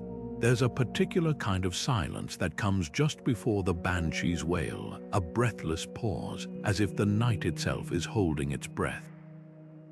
Then it comes, a scream so piercing it doesn't just cut through the darkness, it seems to unravel it, a sound that's neither fully human nor entirely animal. In Irish folklore, this was the Banshee, the woman of the fairy mound, and her cry wasn't just a warning of death, it was a lament for the soul about to depart. Unlike distant omens like comets or eclipses, the Banshee's wail was intimate, a message meant for one family alone. She didn't announce wars or plagues. She came for mothers, fathers, children, her voice weaving through the hills to kneel at the doorstep of grief before it arrived. The Banshee's origins are as layered as her cries. Some say she's a remnant of the ancient Celtic goddesses of sovereignty, reduced to a mourner by the march of Christianity. Others believe she's the spirit of a woman who died in childbirth, forever bound to usher others into the afterlife. Her appearance varies, sometimes a veiled figure with silver hair, other times a withered hag with eyes like cracked ice, but her purpose remains the same, to keen for the dying in a voice that echoes the sorrow of centuries. Families with surnames like O'Neill or O'Brien were said to have their own personal banshees, a grim inheritance passed down through generations. The myth wasn't just about fear, it was about lineage, a reminder that every clan carried its own ghost. What's haunting is how the Banshee's legend bends time. Accounts from the Great Famine describe whole villages hearing her wail night after night, a chorus of grief for the starving. Even in modern Ireland, there are those who swear they've heard her, a sound like wind through broken glass, vanishing the moment it's acknowledged. Scientists might dismiss it as a fox's scream or the screech of a barn owl, but folklore doesn't deal in explanations. It deals in truths, and the truth of the Banshee is this: some losses are too heavy for the living to carry alone, so the dead send a guide, not to frighten, but to prepare, to let the heart break gently rather than all at once. Now shift your gaze from the spectral to the startlingly mundane, an omen that doesn't wail or vanish but knocks. Few superstitions blur the line between courtesy and catastrophe as sharply as the unexpected midnight visitor. In cultures worldwide, a stranger arriving at your door after dark wasn't just inconvenient, it was a test of fate. Slavic tales speak of the Nav, spirits of the unquiet dead who mimic human form, their knocks growing louder the longer they're ignored. In the American South, folk magic warns of haints who tap on windows, their presence signaled by the scent of rotting roses. But perhaps no visitor was more feared than the doppelganger, a mirror image of yourself standing on the threshold, its arrival said to herald your imminent death. The terror of these encounters lies in their contradiction. Hospitality is sacred, turning away a guest risks curses, but welcoming the wrong one could be fatal. German villagers told of fetch spirits who mimicked loved ones, their faces eerily blank until the door swung shut behind them. In Japan, the yobai, night-crawling tradition held that a knock from an unseen suitor might be a yurei in disguise, its fingers leaving frost on the wood. These stories reveal a universal anxiety. That danger often wears a familiar face, and the greatest omens aren't written in the stars, but etched into the moments that unsettle us precisely because they should be ordinary. After all, what's more chilling than realizing the hand on your door isn't a stranger's but your own? A white moth fluttering against the windowpane at dusk wasn't just an insect seeking lamplight. It was a soul in transit, its powdery wings brushing the boundary between worlds. In Japanese folklore, this delicate visitor was called Shiroto, the white messenger, believed to carry the spirits of ancestors paying a final visit. The moth's erratic dance around flames mirrored the human soul's yearning for the afterlife's glow, a metaphor so potent it appears everywhere from Aztec myths to Appalachian ghost stories. But what made this omen especially chilling was its intimacy. Unlike comets or storms, grand and distant, the moth entered the most private of spaces, the home, transforming a quiet evening into a vigil. The Victorians took this superstition to morbid extremes. They documented cases where white moths appeared in sick rooms just before death, their wings folding as the patient's breath stilled. Some families kept moth journals, noting the date and location of these visitations, convinced they predicted which relative would next be claimed. Even the moth's biology fed the legend. Many species, like the satin moth, are naturally drawn to the carbon dioxide exhaled by humans, a scientific fact that, to our ancestors, seemed like proof the creatures sought out the dying.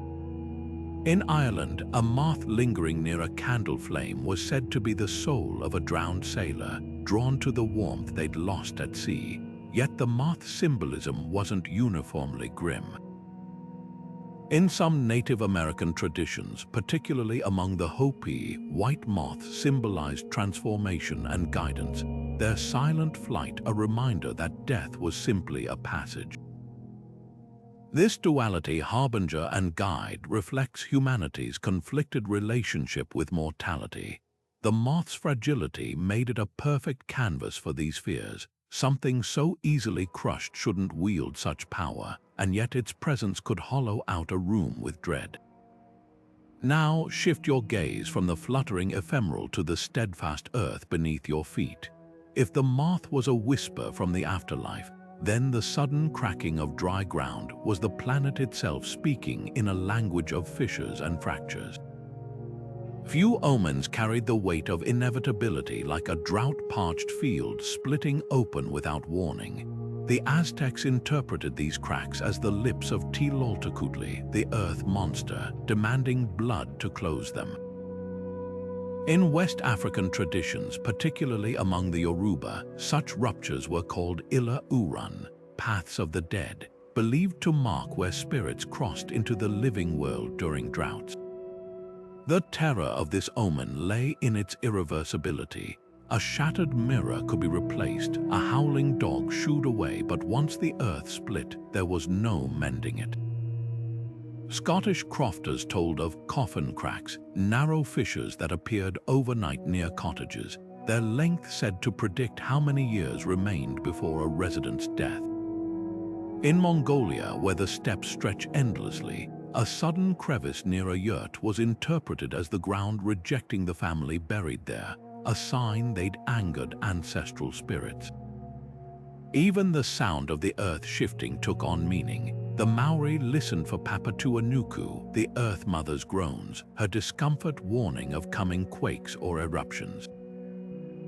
What ties these omens together, the moth's silent intrusion and the Earth's violent rupture, is their ability to collapse the distance between the mundane and the miraculous.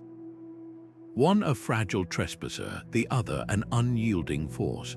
Both served as reminders that the boundary between life and death was never as solid as we might hope. And if the very ground beneath us could betray its secrets so dramatically, what might the next omen reveal, written not in soil or wings, but in the flicker of a candle's dying flame? A jagged tear in the Earth's surface wasn't just a geological event to ancient cultures. It was the land itself speaking in fractures and upheavals. In Japan, sudden fissures were called Jugoku no Kuchai, the mouth of hell, believed to exhale the breath of the underworld whenever a soul of great wickedness or significance passed. Villagers would scatter salt along these cracks, not just to purify but to weigh the omen's intent. If the salt disappeared by morning, the rupture was said to have accepted the offering, sparing the community further deaths. The Acoma Pueblo people of North America interpreted similar fissures as Titiostanako, the earth serpent's movements, its coils shifting to make space for spirits returning to the womb of the world. What made these ground cracks so universally feared was their violation of the fundamental human contract with nature. The earth should remain steadfast beneath our feet. When it didn't, when solid dirt split like rotted fabric, it shattered the illusion of stability. The Maya saw parallels between these ruptures and the cracks in a dying man's fingernails, both signs that the body, whether human or planetary, was losing cohesion. In Norse sagas, earthquakes were Loki's chains straining against his prison, each tremor a warning that the trickster god might soon break free to bring about Ragnarök. Even the direction of the crack held meaning. East-west splits in Celtic lands foretold natural disasters, while north-south fissures signaled political upheaval. The terror wasn't just symbolic. These ruptures often preceded tangible disasters: landslides, sinkholes, poisoned springs, making them self-fulfilling prophecies. The 1703 Genroku earthquake near Edo, modern Tokyo, left fissures that locals called Shiranu Kao, the face of the unknown, believing the patterns revealed the features of those destined to die in aftershocks. Similarly, the Hopi recorded an entire migration triggered by a network of cracks forming overnight, interpreting them as the Earth's rejection of their settlement's spiritual imbalance. Unlike celestial omens that required priests to interpret, ground cracks were democratic warnings visible to all, from kings to farmers, undeniable in their physicality. Now we arrive at the 25th and final omen, one that transcends geography and era, appearing in nearly every culture's lore about life's end. The death watch, beetles ticking, the banshee's wail, the cracked earth, all these signs speak of separation, of boundaries breached. But our last omen does something far more intimate. It shows us our own face transformed. Mirrors have long been portals as much as objects, and nowhere is this clearer than in the belief that seeing your reflection change unexpectedly, whether darkening, blurring, or worse, showing someone else staring back, was the ultimate harbinger of mortality. From the bronze mirrors of ancient China, where a distorted reflection signaled the soul's fragmentation, to the Aztec Tezcatl obsidian mirrors that supposedly revealed the viewer's true lifespan in their warped surfaces, this superstition thrived on the uncanny. The Romans believed a mirror that cracked without touch marked 7 years of misfortune, while medieval Germans feared seeing your reflection with closed eyes meant you wouldn't live to open them again. Even the science of optics fed the legend. Victorian physicians documented deathbed mirrors that inexplicably fogged for the dying patient alone, their breath no different in temperature than others in the room. What makes the corrupted reflection such a universal omen is its inversion of humanity's oldest tool for self-awareness. Mirrors let us confirm our existence. A reflection that lies undermines reality itself. The Haitian tradition of covering mirrors after deaths, the Jewish practice during mourning, even modern horror tropes, all stem from that primal fear that the face we know might one day show us something we don't recognize. And that recognition, when it comes, will be our last. And so we close this journey through omens, not with a grand celestial event, but with something profoundly personal. A reminder that death's most chilling warnings often come not from distant stars or howling winds, but from the quiet moments when our own image, the very proof of our being, betrays us. These beliefs may seem like shadows of a superstitious past, but their persistence whispers something deeper, that humans have always sought patterns in chaos, meaning in mystery, and above all, a warning before the light goes out. There's something uniquely chilling about a shadow that moves without a body, a darkness detached from its source, gliding across the wall like a stain spreading in reverse. Across cultures and centuries, few omens struck as deep a chord as the sight of an unexplained silhouette, particularly one that mirrored your own form or the shape of someone you loved. In Germany, they called it the doppelganger, literally double walker, a spectral twin whose appearance was said to herald imminent death. The legend wasn't just about fear, it was a grim acknowledgement of fate's inevitability, as if the universe had sent your own shadow ahead to scout the path you'd soon follow. The Irish had their own version, the fetch, a wraith-like double seen by friends or family in the moments before a person's passing. Unlike ghosts, these figures weren't remnants of the dead, they were previews, glimmers of a future already written.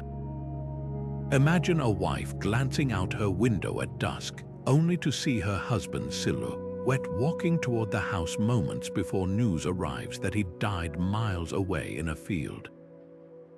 These stories weren't confined to Europe. In Japan, the Banshee, a shadowy duplicate, was feared as a sign of impending demise, while West African traditions spoke of the dokui, a dark counterpart that could separate from the body to announce its owner's death. What made the shadow figure so universally terrifying wasn't just its appearance, but its ambiguity. Unlike a ghost or banshee, it carried no facial expression, no voice, just mute, featureless darkness. Its power lay in what it wasn't, not quite a person, not quite a spirit, but something in between, a void wearing a familiar shape. The Zulu people of southern Africa interpreted these apparitions as izithanzela, shadows sent by witches to drain the living of their vitality.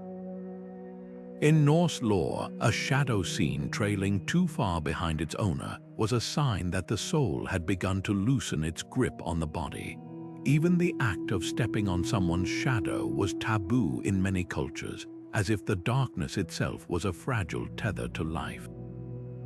Science might explain these sightings as tricks of light or the brain's tendency to seek patterns in randomness, but the superstitions endure because they tap into a primal unease. Shadows are our constant companions, yet we know so little about them. They stretch and warp with the light, vanish when we turn to face them, and sometimes, just sometimes, seem to move with a will of their own. That tension between the known and the unknowable is what gives the shadow figure its enduring power. It's not just an omen of death, it's a reminder that the line between our world and whatever lies beyond is as thin as the darkness clinging to our heels. And so we end where we began, with the unseen, the unexplained, the whispers of a world that operates just beyond the edges of our understanding.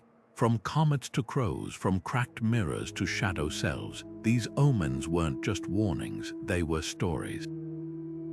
Stories told by people trying to make sense of life's greatest mystery, to find meaning in the chaos, and perhaps, in doing so, to feel a little less alone under the vast and watchful sky. These 25 omens weave a tapestry of human desperation, threads of fear and hope tangled across cultures and centuries. What's striking isn't just the diversity of signs, comets, howling dogs, cracked mirrors, but the shared impulse behind them. Whether a Babylonian astronomer tracking planetary movements or a Victorian housemaid hearing the Death Watch Beetle's tap, the goal was the same: to wrestle control from the jaws of randomness. The Aztec priest scanning for solar eclipses and the Celtic farmer noting a crow's flight path were both playing the same high-stakes game, reading the universe like a codebook of calamities. Dig deeper and you'll find these superstitions share a common skeleton. First, the obsession with disruption, a celestial event that shouldn't happen, an animal behaving unnaturally, a plant blooming out of season. The Norse didn't fear wolves, they feared Fenrir breaking his chains. The Japanese didn't dread owls, but their unnatural silence. Omens thrive on violations of the expected order because chaos is the fingerprint of the divine. Second, the need for agency rituals to deflect misfortune, whether banging pots during an eclipse or burning sage after a banshee's cry. Even the darkest prophecy offered a sliver of control. Forewarned is forearmed, even if the outcome was inevitable. Yet for all their differences, these beliefs converge on one brutal truth: death doesn't negotiate. The Roman emperor and the medieval peasant both knelt before the same storm. That's why the most enduring omens aren't tied to class or technology. They're rooted in universal experiences. A mother in ancient Thebes and a shopkeeper in modern Tokyo might never share a language, but both would understand the terror of a mirror shattering unexpectedly. The human brain hasn't evolved past its hunger for patterns. We've just swapped clay tablets for algorithms. Modern meteorologists can predict eclipses to the second, yet hospitals still report families hearing death rattles in empty rooms. What's haunting is how these omens evolve without dying. The black cat stigma birthed Halloween icons, while the banshee's wail inspired horror movie tropes. Even our language preserves these ancient fears. A jinxed comes from the Roman inks, a bird used in curse magic. The omens didn't vanish, they went underground, resurfacing as urban legends or gut feelings. That's their real power. They validate our deepest suspicion that the universe isn't indifferent, just inscrutable. When a crow taps your window or your shadow seems to lag a half-second behind, some primal synapse still fires, whispering that nothing is ever truly accidental. And perhaps that's the greatest comfort of all, not that omens predict death, but that they prove we've always been watching, waiting, demanding the cosmos speak to us, even if the only answer is silence. From comets carving fiery warnings across the sky to mirrors reflecting something not quite human, these 25 omens reveal more than just ancient fears. They expose humanity's desperate poetry in the face of the unknown.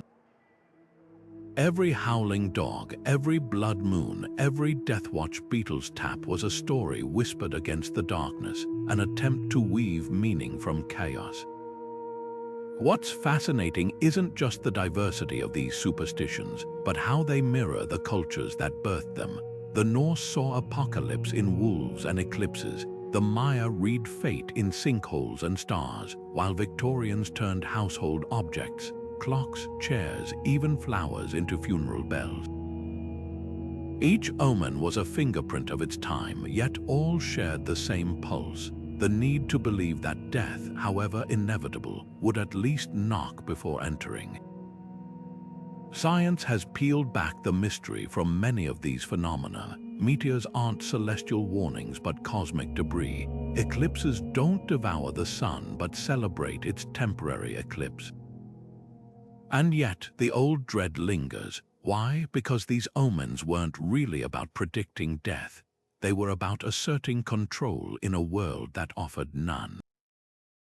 The farmer who avoided cracks in the earth or the sailor who feared red skies wasn't just being irrational. They were crafting rituals to ward off helplessness. In a world without antibiotics or storm warnings, superstition was the first survival manual. But there's another layer to their endurance: storytelling. Omens are narratives in miniature, each one a thriller with stakes as high as life itself. The banshee's wail isn't just a sound, it's a tragic heroine's final aria.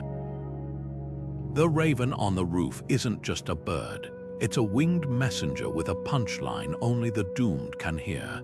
These tales endure because they're dramatic, turning random events into plot twists in humanity's collective epic. Even now, when we gasp at a shattered mirror or shiver at an owl's cry, we're not just reacting to old wives' tales, we're stepping into roles written centuries ago, playing our part in a story much bigger than ourselves.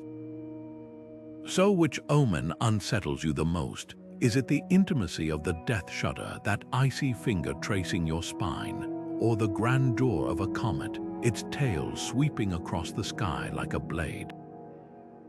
Perhaps it's something quieter, the way a candle flame might sputter without a draft, as if an unseen breath just grazed it. Whatever it is, you're not alone in that unease. These superstitions bind us across time, a reminder that wonder and terror have always been two sides of the same coin. As we close this journey, remember, the past never truly vanishes. It lingers in the reflexes we can't explain, the chills we can't rationalize, and the stories we still tell in hushed tones.